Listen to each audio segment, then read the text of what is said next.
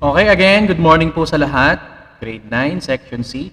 So, congrats sa inyo, naka-join ulit kayo sa aking online class. So, actually, tayo ngayon, kung i-continue natin yung bilang, tayo ngayon nasa week 9, week 9 to 10. Pero in a second quarter, nasa week 3, nasa week 3, tama, nasa week 3 na tayo. Possible next week, week 4 na, pagdating ng February. Ano po? Ayan. Okay, so for our topic for today, so it's all about filters. Ayan, so medyo exciting kayo ngayon. Excited. Kasi parang nakikinita ko na sa inyo kung ano yung ipapagawa ko sa inyo at ipapasa. May kinalaman ito sa filters. Ayan. So kung last time, pinagawa ko kayo ng activity na it's only a balancing of colors. So natutuwa naman ako is nagawa nyo, na-achieve nyo yung goal na gusto kong makita sa inyong ginagawang pictures. So, ang naging goal kasi natin doon is try to balance the color para ma-achieve natin kung ano ba yung right color or yung tamang ilaw, tama ng lights, kung ano man. So, maganda, naging maganda yung resulta. So, by this time, ito, pag-aaralan natin ngayon is yung filters. So, ayan. Ito yung gagawin nyo. Ito yung maganda sa ating activity. Kasi, ganun uli. So, you have to take your own photo or kung meron kayong ready na picture, pwede nyo gawin nyo or pwede kayo mag-take ng another picture for you. So, gagawa nyo siya ng filters. Filter effects. So, but before that, so let me discuss kung ano ba yung filters na meron itong ating Adobe Photoshop. Okay? So for our objective class, so we have, you're going to know how to use of filters and kung paano siya gamitin. I-apply. Okay? Kung ano ba yung mga filters na yan. Okay, so, ayan. So you can use filters to clean up. So ito po yung nagagawa ng filters, no? You can retouch your photos, you can apply special artifacts that can give your image the appearance of a sketch or para ma-impress. Pwedeng siya ay nakaparang painting, o kaya naman magkakaroon ka ng unique transformation. Ayan, pwedeng lagyan mo siya ng distortion, o kaya naman baguhin mo yung kanyang lighting effects. Ayan. So, paano daw po siya ma-access gamit itong ating Adobe Photoshop? So, when we use Adobe Photoshop, you're going to access the filters by clicking the filter. So, siya po ay nasa menu bar. And then, select the kind of filter you wish to apply. Okay, so the first filter na may encounter natin, itong tinatawag nating artistic filters. Okay? So filters from the artistic submenu, it helps you to achieve para daw siyang naka-paint or painterly artistic effects. Kaya kapag ginamit daw po natin itong artistics. For a fine arts o kaya naman ay pwede siyang mga pang-commercial project. Okay? So for example, if you use the cutout filter for collages, or typography. So, pwede mo siyang magamit doon. So, hopefully, alam niyo po yung collage. So, when we say collage, so para siyang picture na pinagsama-sama, you will combine it into one. So, siguro, familiar kayo sa PixArt. Tama? So, yun. If you combine it into one, so, makaka-create kayo na tinatawag nating collage. O kaya naman, pag sinabi nating typography, so, meaning to say, it's pure text yan. Kapag sinabi nating typography. Okay, so these filters replicate natural or traditional media effects. So meaning to say, ang nangyayari kapag nakuhanan mo yung sarili mo in a natural way of photography. So parang ang nangyayari kapag in-applyan mo siya ng artistic effects, so para kang na-experience mo na ikaw ay na-painting, ganyan. Diba? With the use of these artistic filters. So now, I will show you for the filters. But now, I will open a previously image. So, ayan, ito. Yung cut. Ayan. So, sabi sa ating discussion, so, favorite ko itong aking pusang ito. So, under daw po siya ng filter. Okay, under po siya ng filter. So, click ko lang yan. Ayan. So, ito po yung ating mga filters na available. Ayan. So, meron po tayong blur. Meron tayong distort, may noise, pixelate, render, sharpen, stylize, video, and other. So, balik tayo sa ating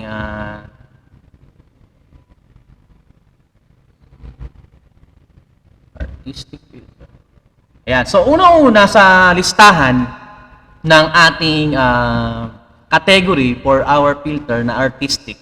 So, naandyan si colored pencil. Okay? So, pag sinabi natin colored pencil, so, by the way, so ito po yung under under ito ng mga artistic filters. Yung unang sasabihin ko sa inyo, itong colored pencil, under siya.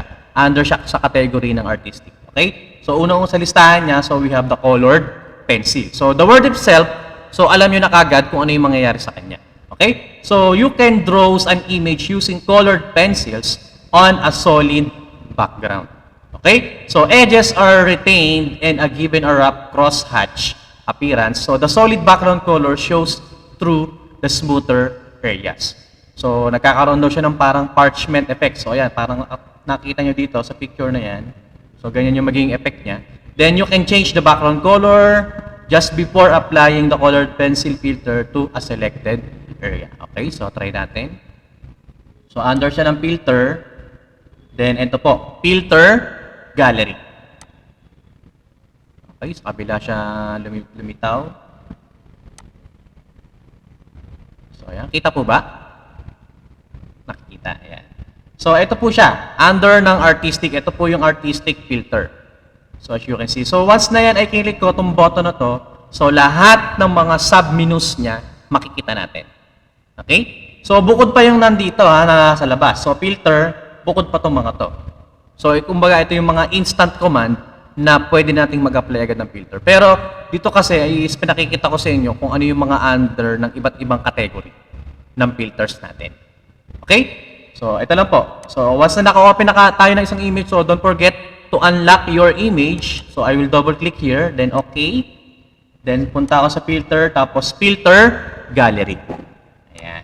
So, try natin. So, ito na siya. So, as you can see, meron siyang image dito. Ito yung pinaka-preview na mangyayari sa ating image. So, once na in-apply natin yung filter.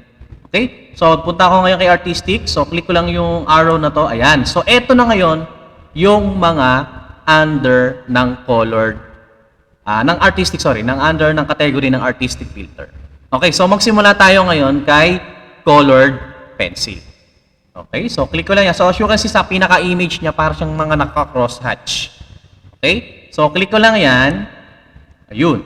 Isang click ko pa lang ngayon. So ganyan na kagad yung mangyayari sa image mo. Okay, so by the way, so once na yan ay sinelect natin, so don't worry. So, siya naman ay pwede pa siyang ma-modify. Pwede pa natin siyang ma-enhance. So, as you can see, yung kanyang page, pencil width nasa 4, kanyang stroke pressure is 8, paper brightness niya is 25. So, yan yung mga tatlong slider na pwede nating i-adjust. So, we will try to adjust yung pencil width niya kung ano mangyayari. Ayan. So, ganun yung nangyayari sa kanya once na i-adjust natin from 4. So, we can make it into the maximum. So, 24, ganyan. So, gawin lang natin siyang 12 para at least nasa gitna. Ayan. Then, for the stroke pressure, so, kailangan kasi makuha natin yung tamang mixing para sa kanya. Ayan. Then, yung kanyang paper brightness. Oops. Ayan. So, ito. Medyo okay to. 37. So, dapat makuha natin yung exact mixing ng tatlong ano na to. So, kapag sinagad, sobrang liwanag. So, okay na yung kanina, yung 37. Ayan. So, para sa akin, okay na yung 37. Kapag nag-40 pa kasi, yan yung 4. Yung 40, so medyo okay na pala yung 40. So, yan. Kung okay na sa inyo yan, yung ganyang style, so ganyan yung mangyayari. Or, maia-apply natin dun sa ating image. So, once na ginamit natin yung colored pencil. So, once na kinilik ko yan, automatic, may i-apply na agad. So, hindi ko siya i-apply kasi marami pa tayong i-discuss. Meron tayong cutout. Okay? Marami pa. Ito yung mga under ng artistic. Okay? So, nakuha po. Pero, kasi wala naman kayo dyan naka-installed na Photoshop. So, pagka kayo mag-apply ng filter, so meron naman tayong pwedeng ma-download na app para makapag-apply kayo ng filter. So, yun yung gagawin nyo mamaya. Yan yung ipapasa nyo sa akin. Okay? So, pero ngayon, makinig muna kayo. Huwag kayong ma-excite. Alam ko, excited kayo kasi ayan na naman, picture nyo na naman yung gagawin nating sample. Tapos ipopost nyo ulit dun sa our group page natin. Okay? So hopefully naintindihan po yung magmamanipulate kung paano siya i-balance yung nandito sa kanyang settings. Okay, so let's proceed naman po for cutout. Okay? So for cutout, it makes an image appear as though it were constructed from a roughly cut pieces. Ayan, of colored paper. Ayan. So high contrast daw yung kanyang image na pwede mag-appear siya as in a silhouette. So when we say silhouette class, so it was a dark shadow. Kumbaga parang it was painted into black na hindi mo makikita yung texture ng iyong skin. So from inside to the outside color, so it's almost black. Okay? And colored images are built up from several layers of colored paper. Okay? So try natin yan, yung cutout. So ito lang siya. Cutout. Ayun. So isang click ko lang, yan na po kagad yung nangyari sa ating main subject. So again, meron ulit tayo dyan mga adjustment. Meron tayong number of levels, edge simplicity, and then edge fidelity. So isa-isahin natin yan para ma-achieve natin yung gusto nating mangyari sa ating cut.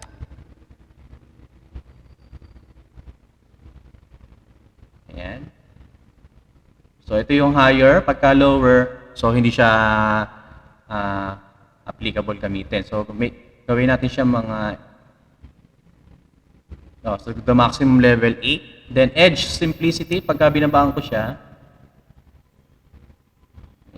ayan, hindi na masyadong applicable. So ito, yung kanyang edge simplicity niya nasa 6. So hindi na siya masyadong makita. So we're going to baba natin siya ng kaunti para ma-achieve natin yung gusto nating mangyari sa cut natin. Yan, siguro pwede na yung mga 2. Then, how about edge fidelity? So, try natin siyang i-adjust. So, ayan. Ayan. So, actually, parehas na yung value natin ng edge simplicity and edge fidelity. So, as you can see, okay na to para ito na yung pinaka-achieve goal natin. Kasi kapag ito ibinaba natin lahat, so, ganyan yung mangyayari. So, hindi na siya masyadong interesting. So, mas maganda tong 8. Number of levels niya 8. Ayan. So, yan po yung nangyayari pagka naman siya cut out. So, as you can see, para siyang may shadow. Ayan, napansinin nyo, ito, may mga shadow dyan sa gilid. So, lahat ng mga dark parts na ng ating pusa, so, automatic siyang may enhance by the use of cut out. Okay po? Okay, so, next tayo. Ayan. So, for the filter effects, under pa rin po ng artistic, so meron tayong tinatawag na dry brush. Okay? So, it paints the edges of the image using a dry brush technique between oil and watercolor. So, ito yung nangyayari sa kanya. Parang ma-achieve mo to yung dry brush na to kasi meron daw siyang brush technique na pinagsamang oil and watercolor. So, this filter simplifies an image by reducing its range of colors to areas of common color. Ayan, so try natin. I will try it. So ito yung dry brush. Ayan, so ganyan siya. So yung brush size natin, so ayan, so sagad na natin siya into 10. Ito yung mangyayari sa kanya, yung mata niya hindi na masyadong okay. So texture. Ayan, so ito medyo okay to. Kapag nakasagad siya ng gano'n. Ayan. Ayan. So, yan. Medyo okay yan. Pagdating sa ganyang part. So, yan yung dry brush niya. Okay? So, parang combination daw siya ng oil and watercolor. So, parang ginanon talaga siya ng watercolor na parang ipinaint mo siya. So, yan yung nagagawa ng mga artistic filter. Okay? So, next natin.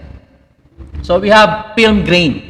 So, applies an even pattern to the shadow tones and even the mid-tones. Okay, so smoother, more saturated patterns is added to the lighter areas. So, this filter is useful for eliminating banding in blends and visually unifying elements from various sources. So, ayan, pagdating naman po kay film grain, so, makakapaglagay ka daw ng pattern ng shadow tones, pati kanyang mid-tones. So, as you remember, yung ating tatlong ranges, shadow, midtones, and then yung isa is high. Ano ba yung isa? Ano yung tatlong ranges natin kung matatandaan? Di ba? Shadow, midtones, and ano po, Julian? Highlight po. Ayan, so highlight. So, pagdating po kay film grain, dalawa lang po yung malalagyan natin. So, it's only shadow tones and then the midtones. Okay? So, try natin ang film grain. So, ito siya, yung film grain. Ayan. So, medyo hindi siya kita kasi yung value ng grain dito is only 4. But take note, sabi ko nga sa inyo, pwede nyo siyang i-adjust. So, try natin idagdagan yung value para mas makita natin yung grain. Ayan. So, as you can see, ganyan yung nangyayari. Ayan, o. Diba? So, magiging maganda yung resulta ng iyong picture. Then, highlight, naka-0. So, testing natin siyang i-adjust unti-unti. Ayan. So, masyadong mataas. Gawin natin siya mga 1. Intensity, naka-10. So, we're going to make it lower. So, hindi masyadong maganda pagka naka-lower class. So, kailangan mas ma-achieve natin yung dapat sa kanya. So, ayan. Sakto na siyang 10. So, ayan yung pinaka-best setting for our film grain. 14 yung value ng grain, highlight is 1, intensity is 10. So, kasi kapag sinaga natin yung kanyang highlight area, so, ganyan yung mangyayari. So, hindi na siya masyadong maganda. So, gawin lang natin siya, it's almost 1. Ayan. So, nagkakaroon siya ng mga maliliit na grain. Depende sa bilang. Kung 14 yan, ito yung 20, so hindi rin maganda. So, gawin natin lang siya talagang saktong 14. Ayan. So, mas applicable. Okay? So, yun po yung film grain. So, hopefully, nasusundan nyo. Okay? Then, paint daubs. So, let's you choose from various brush size from 1 to 50. Ayan, meron daw siyang brush na 1 to 50. And types of the painterly effect. So, brush types include simple, light, rough, meron siyang dark, wide sharp, wide blurry, and sparkle. So, try natin ang paint daubs. Ito siya, yung paint daubs. Ayan. So, 1 to 50 daw. Ayan. So, hindi na masyado makita yung pusa natin kapag na-achieve natin yung 50. So, definitely, mababa lang dapat. Pagka kanya kasi is iaano natin talaga isa-isa para ma-achieve natin talaga yung gusto nating mangyari sa image natin. So, ito yung normal. So, unti-unti natin siya ng dagdag. Ayan. So, siguro sapat na yung mga value of 6. Ayan. So, sharpness. O, yan, ganda, Pagka nakasagad siya ng 40. Ito yung 0 niya. So, hindi siya maganda. So, we're going to make it 40. Ayan, ang ganda ng itsura ng ito. Yung kanyang brush type, nakasimple lang po ito. So, meron tayong pagpipilian. So, meron tayong little rough. Uy. So, hindi na siya magandang tingnan. Dark rough. Ayan, ito. Medyo okay ito ng konti. Okay, so, adjust lang natin ng konti para ma-achieve natin yung gusto nating mangyari sa pusa natin. Ayan. So, meaning to say, lahat ng mga brush type dito, kailangan mo talaga siyang i-adjust isa-isa. Kung ano yung gusto mo ma-achieve. Ayan. Ito, ang ganda to. Oops. Ayan, ganda sa wide sharp. Ganda ng effects niya. White blurry. Oops. Hindi siya pwedeng isagad ng mataas. Dapat sakto lang dapat. Ayan, white blurry and sparkle. Ups. Hindi na masyado makita sa sparkle. Babaan natin siya ng sharpness. Ayan. So, ganito lang sa sparkle. Ganyan lang yung value. Medyo mababa. So, meron pagkakataon sa brush type na kailangan natin siyang i-adjust to the maximum level. And then, meron namang brush type na to the lowest level lang. Ayan. So, yan po yung nangyayari sa paint daubs. So, meron tayong naiwan dito na Fresco tsaka Neon Glow. So, alam ko wala yan dito sa ating discussion.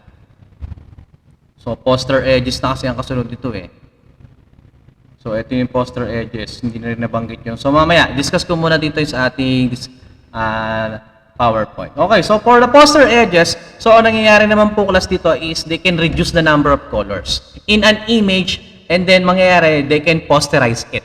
Okay? According to the posterization option, use it and finds the edges of the image and the draws black lines of them. So, the large broad areas have simple shading. So, nagkakaroon pala siya ng shading pagdating dito sa poster edges. And then, fine dark details is distributed throughout the image. Okay, so let me try the poster edges.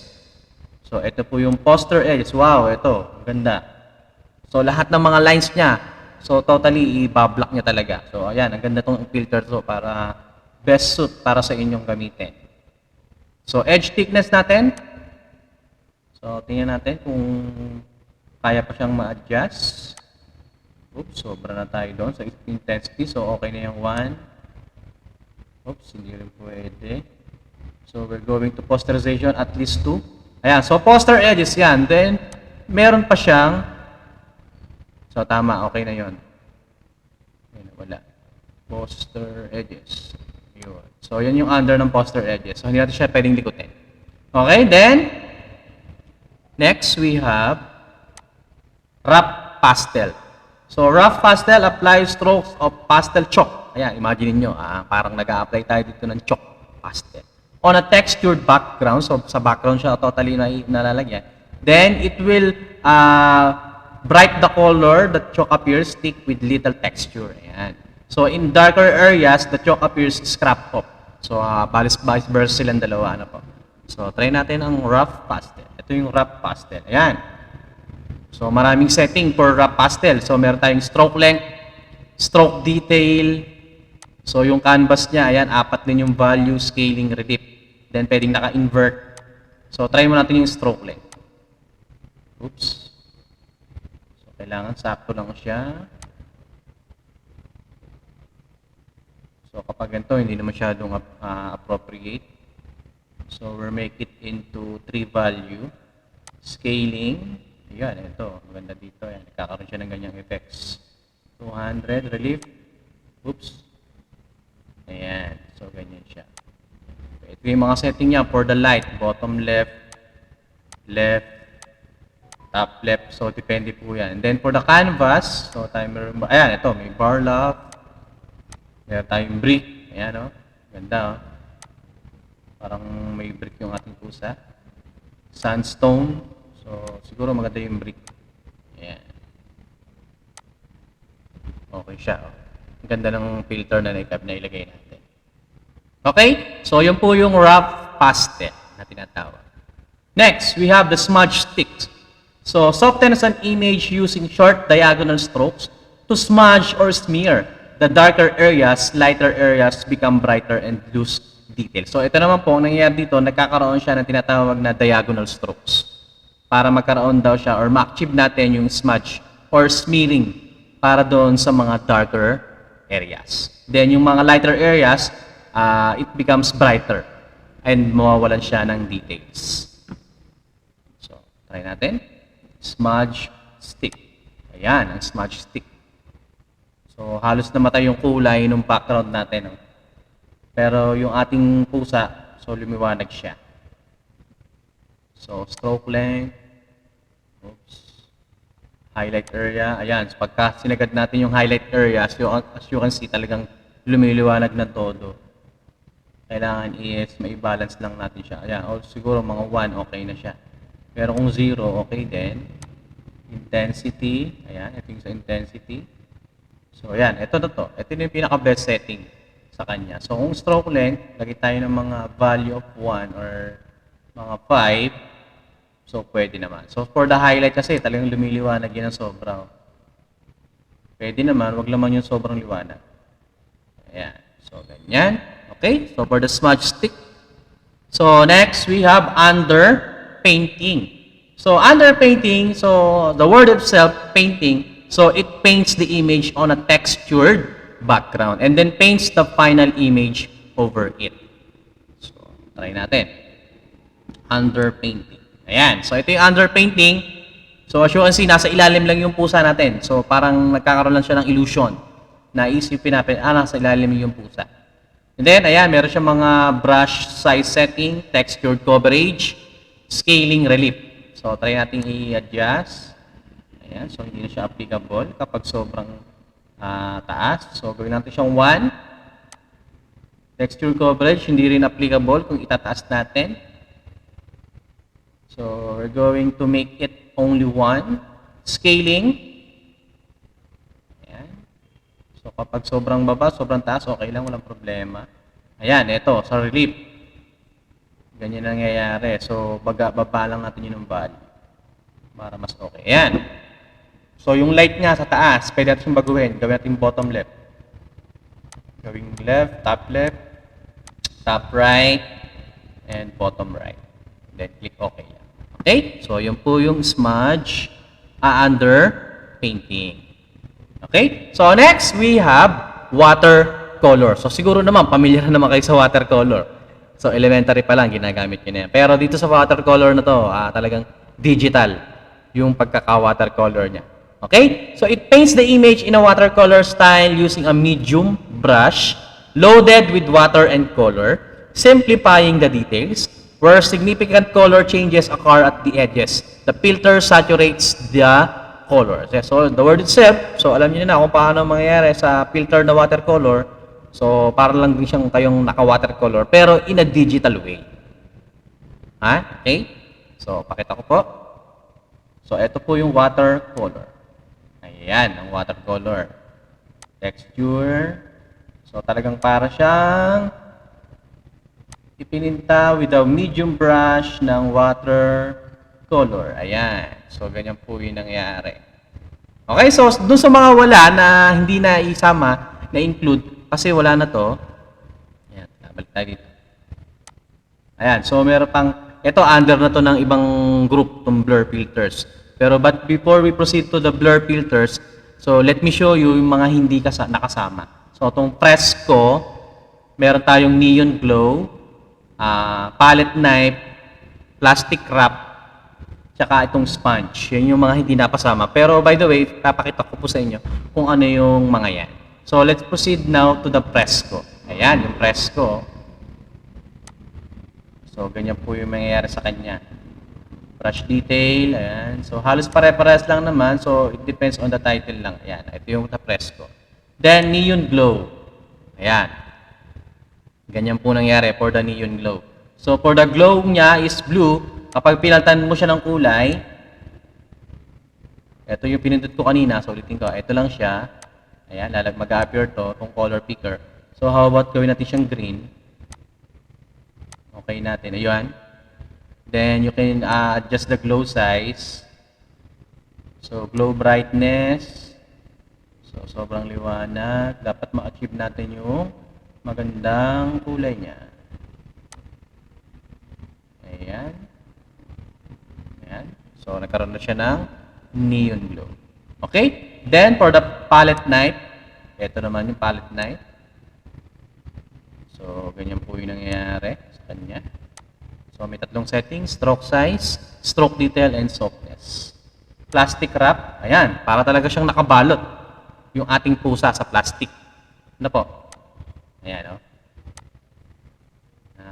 Yung pinakaharapan niya, para siyang nasa plastic. Ayan. Then, sponge. So, para siyang nagkaroon ka ng color doon sa sponge mo, iginanon mo siya. Dinikit-tikit mo siya. Ganyan yung mangyayari. Okay? So, yun po yung mga under ng artistic filter. And then now, we're going to proceed now into the blur filters. Okay? So, ito po yung second category natin. So, unang category natin, class, we have, di ba, artistic filters. So, marami siyang mga under. Okay? So, kailangan alam nyo po yun para matandaan nyo. Then, ito naman po, another category ng ating filters na group. Another group na naman to, another category. So, we have the blur filters. So, ano ba yung blur filters? It's often a selection or an entire image and are useful for retouching. Ayan. So, ginagamit daw po siya for retouching. Itong group ng or category ng blur filters. So, they smooth transition by averaging the pixel next to the hard edges of defined lines and shades areas in an image. So, unang-una sa listahan niya, so we have the average. Okay? So, it finds the average color of an image or selection and then fills the image or selection with the color para makapag-create ka daw ng tinatawag na smooth look. Ayan. So, smooth look daw siya. For example, if you select an area of grass, so the filter changes the area into homogeneous patch of greens. Okay? So, let me try this one under ng blur filter. So, tapos na tayo sa artistic. So, dito na tayo ngayon sa blur filters. So, kung wala siya dito ngayon, so, iba kasi to. So, cancel muna natin siya. Nandito siya ngayon. So, punta kayo ngayon kay filter. Eto siya, blur filter. Okay? So, iba yung kanina. Kasi kanina, filter gallery yung pinuntahan natin. By this time, dito lang tayo sa may pinakalabas. Okay? So, ang unang binanggit sa kanya is average. So, ito yung average blur. Tingnan natin. Ayan. So, ganyan po yung nangyari sa kanya. So, hindi natin siya makita. So, meron siyang exposure. So, hindi naman to. Wala tayong settings dyan. So, yun lang yung kinaanohan nito. Wala kasi siyang setting. Ayan. Ganyan po yung mangyayari. Then, how about try natin siya i-select by the use of our quick selection tool. Ayan. So, try natin ito lang. Ayan. So, ganyan po yung mangyayari sa kanya. So, inverse natin. Select inverse. So, meaning to say, ang nasa ko dyan is yung mismong background, pati itong puno. Naputol. So, blur, average. Ayan. So, ganyan po yung mangyayari totally. Pagka ganyan yung po yung application niya with regards for that command na isang buo. So, dyan nyo na ngayon ipapasok yung mga tools na natutunan nyo before with regards for selection. Diba? So, ang nangyari kasi dyan, isinelect ko lang is yung pinaka, so, ulitin ko ha. Ayan. Kasi kapag ito ay isang buong picture, ayan, in-apply natin siya totally ng filter. So, lahat siya i-apply niya. So, wala tayong magagawa doon. So, but pag ganyan po nangyari, so, dyan na ngayon papasok yung mga tools na itinuro ko sa inyo with regards for the selection. So, gagamit tayo ngayon ng quick selection tool. So, select nyo muna si pusa. Ayan. And then, right-click nyo lang inside. Then, select inverse. So, when you say select inverse, so, ibig sabihin, yung pinaka-outside na nakikita natin sa pinaka-edge skin ng ating cat, yun ngayon yung selected. Pero kapag ganito, yan, pusa talaga yung ating nakaselect dyan. So, ganito po mangyayari. Kapag ganyan nakalagay, so siya yung mawawala na parang ganyan. Pero kapag siya ay naka-select inverse, so, yung ating pinaka-outside nakikita natin, yung pinaka-background, yung ngayon yung selected. Then, when you use the filter, under ng blur, tapos average, ganyan po yung mangyayari sa kanya. So, malaki yung kaibahan. No? Sa main subject, then dun sa pinaka-background niya. Okay? So, balik lang natin. So, next we have blur and blur more. Okay? So, eliminate noise where significant color transitions occur in an image. So, blur filters smooth transition by averaging the pixels next to the hard edges of defined lines and shaded areas. So, the effect of the blur more is 3 or 4 times stronger. So, ibig sabihin, kapag na-apply natin itong blur and blur more, so, ang epekto niya is hindi lang triple, kundi 4 na beses yung kanyang pagka-blur. Okay? So, I will try it. So, ganun pa rin. I will select it inverse. Then, blur. So, blur more lang nakalagay dito. Ano po? So, sige, try natin. Ayan. So, parang walang nangyari. Meron ba? Parang wala nga. Kaya ulitin natin. Filter. Blur. Blur more. So, parang hindi masyadong nag-apply ng kaunti, no? So, ayan. Oops. Yan o. Wait lang. So, wala siya dito eh. Sketch. Wala rin. Stylize. Texture. So, talagang nandun lang talaga siya. So, I don't know kung ano yung nangyari sa kanya, ba't wala. Okay. Parang wala nangyari, ano? So, blur, wala rin. Blur more, so ayaw pa rin. So, pero the word itself na nakalagay dito sa ating book is eliminates daw yung noise, significant color. Ayaw, so tama naman. So, the blur filter, so parang nangyari is magkakaroon siya ng smooth transition. So, parang i-smooth transition niya lang. I-average niya lang yung pixel parts niya. Okay, so tama naman. Okay. So, next we have the box blur. So, blurs an image based on the average color value of the neighboring pixels. So, this pixel is useful for creating special effects. So, you can adjust the size of the area used to calculate the average value of a given pixel. So, a larger radius results is in a greater blurring. Okay, so try natin ang box blur. Ito ang box blur. Ayan, so ito, medyo nakikita natin. So, kanina kasi talagang as in, wala tayong makitang settings na katulad dito. Ano po? Ito. So, we will try to reduce the radius pixel. So, as you can see, 10 pa lang yung kanyang value ng kanyang pixel. So, ganito na kagad yung na-achieve natin. No? So, naka-preview kasi tayo dyan. Then, why don't we try na babaan natin yung radius? So, yan yung original. 1. So, kapag ginawa natin 4, ayan. 8. 14. Oh. So, kapag sinagad natin ng 2,000, almost hindi na natin siya makita.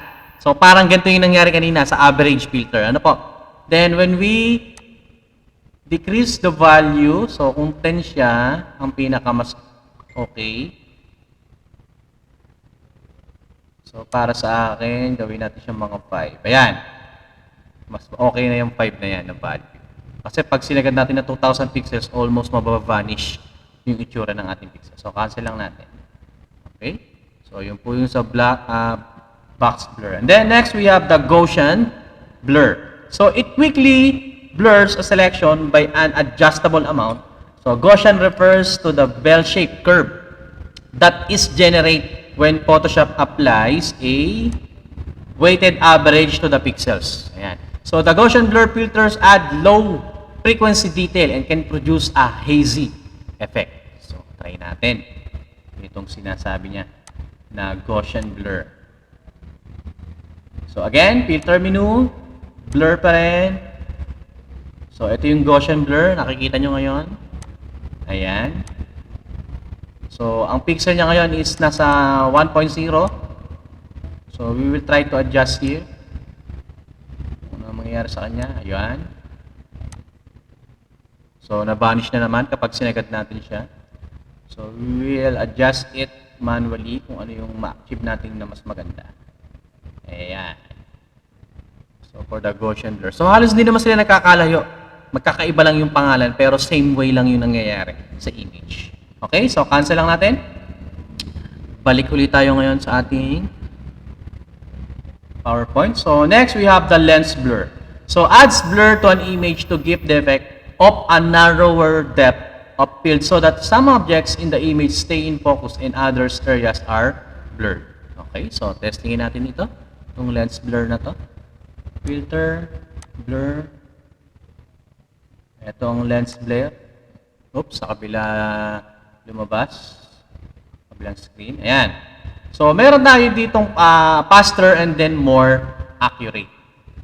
So, we will try to adjust the following distribution na makikita natin dito. Hexagon ba ang shape natin? Sige, okay na yan. So, radius. Ayan. So, masyado na siyang hindi nakita.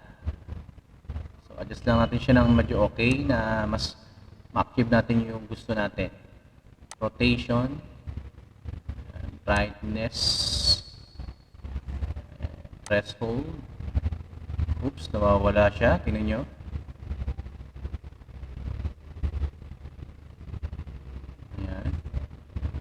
Kailangan makuha natin yung magandang option para sa kanya. So, okay na yon yung threshold niya na 255 amount. Ayan. So, ito siya. So, when we add the amount of noise, so, ganyan po yung nangyayari sa kanya. So, distribution, Gaussian. Ayan. Pwedeng monochromatic.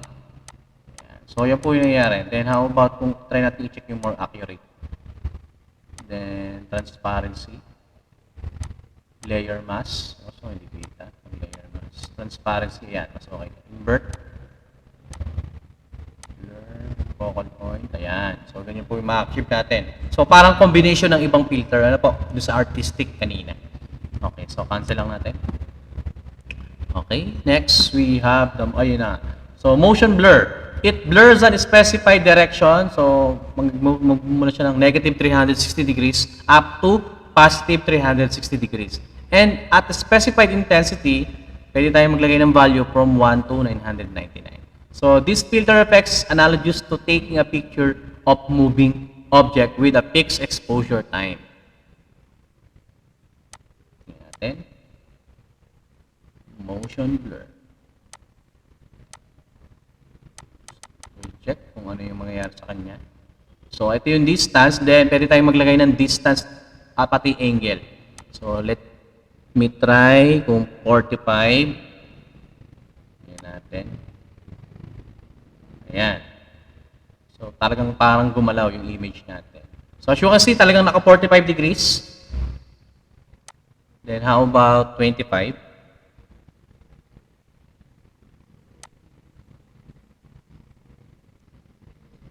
Ayan. So, ganun po yan. Nangyayari sa kanya when you adjust the distance pixel.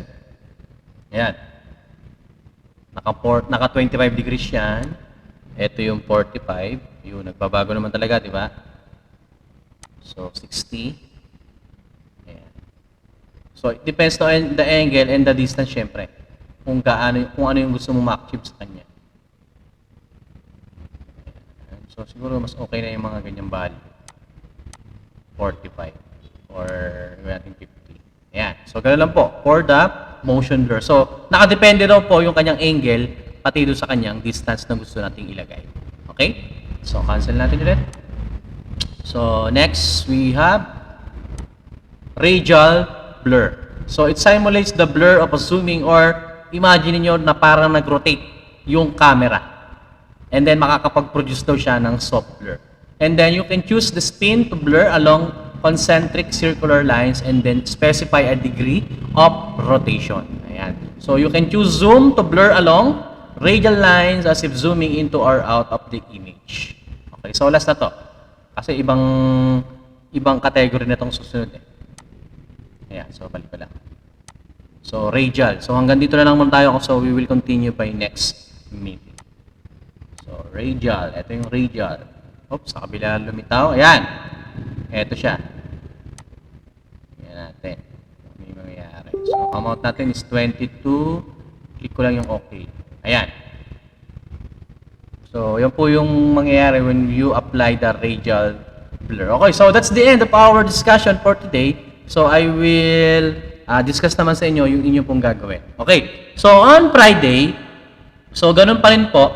So, lahat na naman kayo is, meron pa rin pala na hindi pa rin nakaka-join on our group page.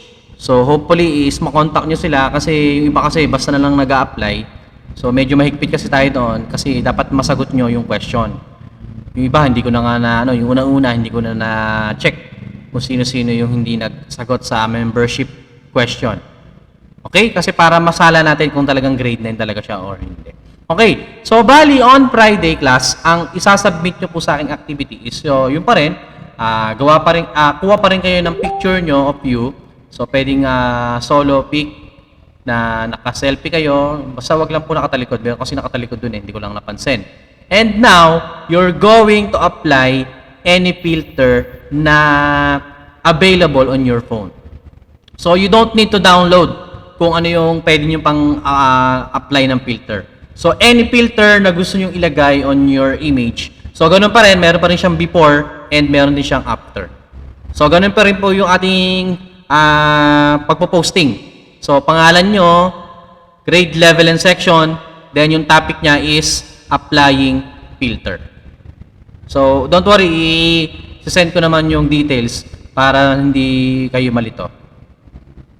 So, question po.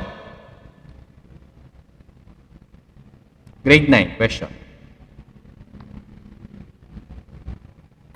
Wala po, sir. So, malinaw kay Carl. Wala, So, sir. wala rin kay Tyler. So, how about the others? Wala po, sir. So, malinaw na po.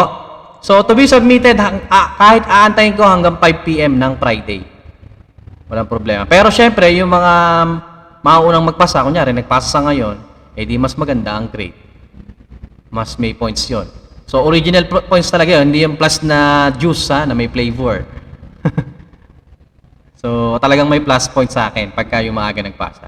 So, doon ako mahilig sa mga maagang magpasa. Ayan. So, binibigyan natin ng consideration. Okay. Ibig sabihin, talagang interested magkaroon ng plus points. So, alam na po gagawin, So, I'm sure, So, any filter na gusto nyo i-apply directly to your picture. So, ganun pa rin. Lalagyan nyo pa rin siya ng before and after. Okay po? And now, isasend ko na rin po sa inyo yung inyong itong video, tapos yung PowerPoint, and then yung ating soft copy ng ating module. Okay? So, maliwanag na po ba lahat? Okay, so see you next meeting sa ating discussion para makontinue natin yung ating filters. And then don't forget your activity. So, happy lunch po sa inyo. So, almost 11:58 na. So, magla-lunch na tayo. So, thank you. Salamat sa inyo, grade 9. So, ipopost ko rin po sa atin. Salamat sa inyo, grade 9. Okay, salamat po. Thank you. Thank you po. Okay, sige. Kain na kayo. Baka nagugutom na.